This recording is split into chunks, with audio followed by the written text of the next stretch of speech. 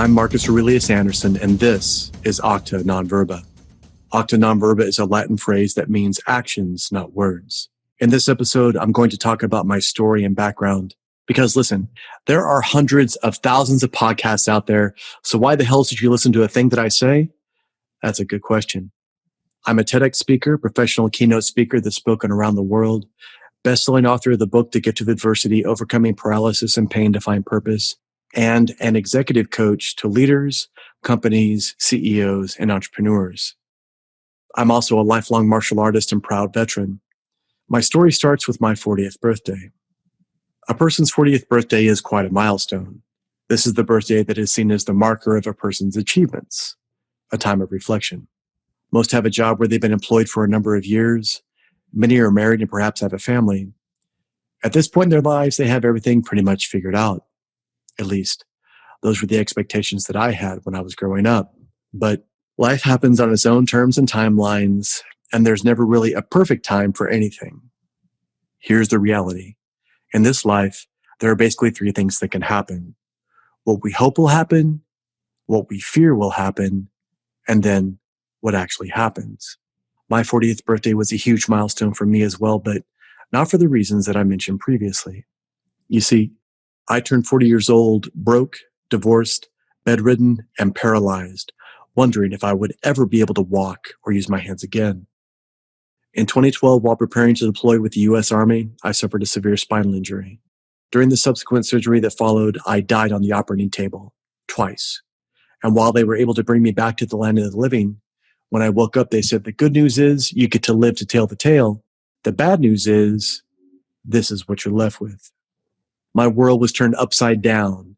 In an instant, I went from preparing for war on the battlefield to a war within my own body and mind. Now, before my injury, I had read stories and seen movies about people who'd been seriously injured and disabled before.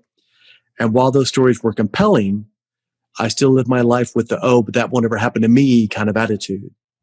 The harsh reality that slapped me in the face was I felt like I'd wasted my life up to that point. At least, that's how it felt when faced with the possibility of being bedridden for the rest of my days.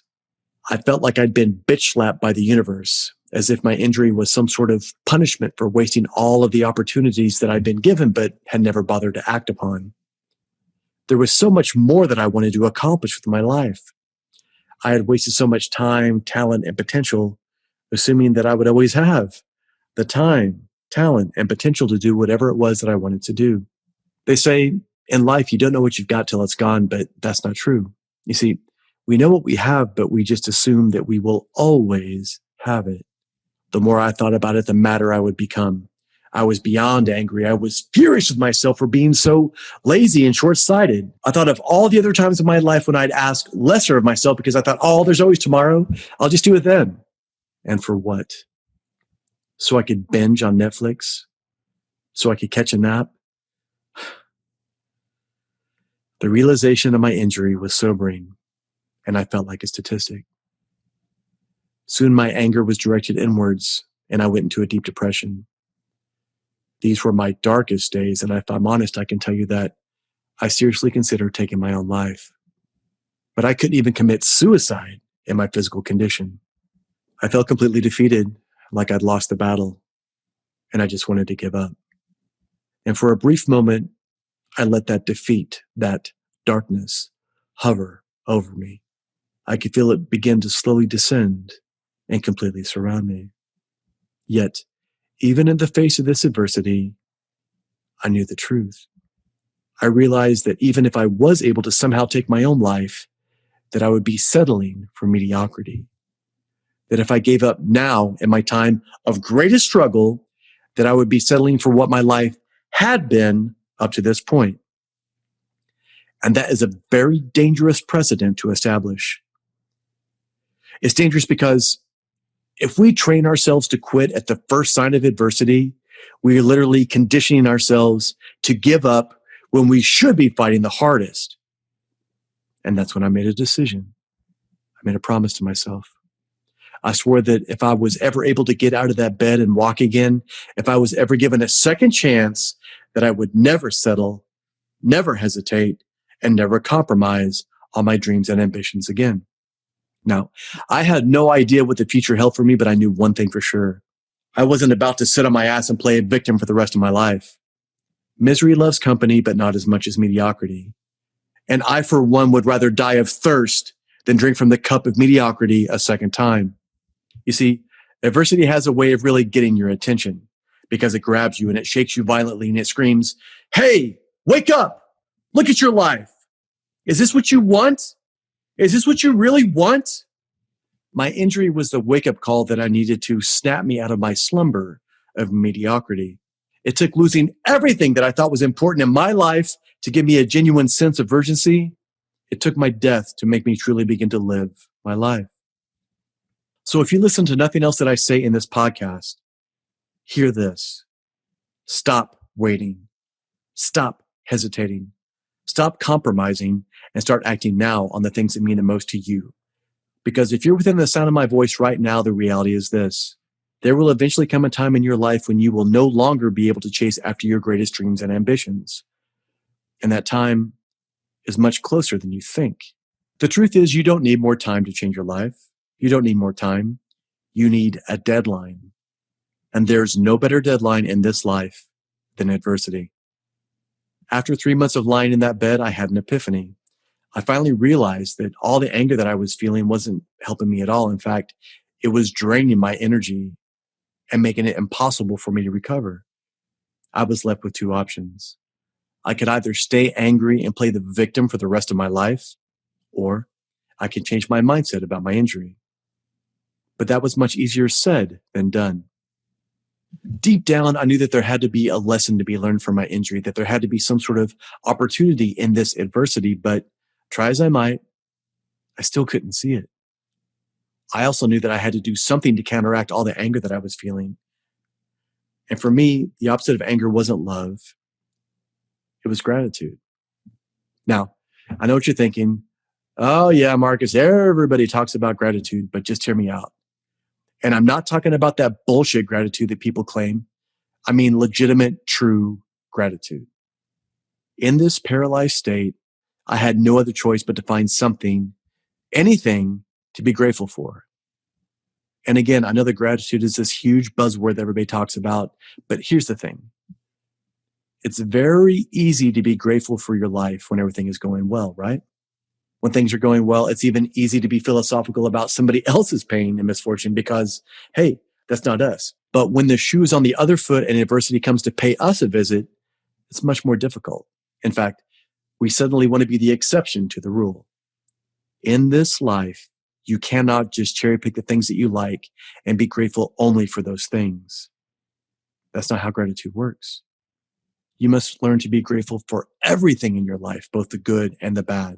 In other words, when you can learn to be just as grateful for winning the lottery as you are for the person that cut you off in traffic and gives you the finger, when you have this 360 degrees of gratitude, that's when you're bulletproof. Because now, no matter what happens in your life, everything is a blessing.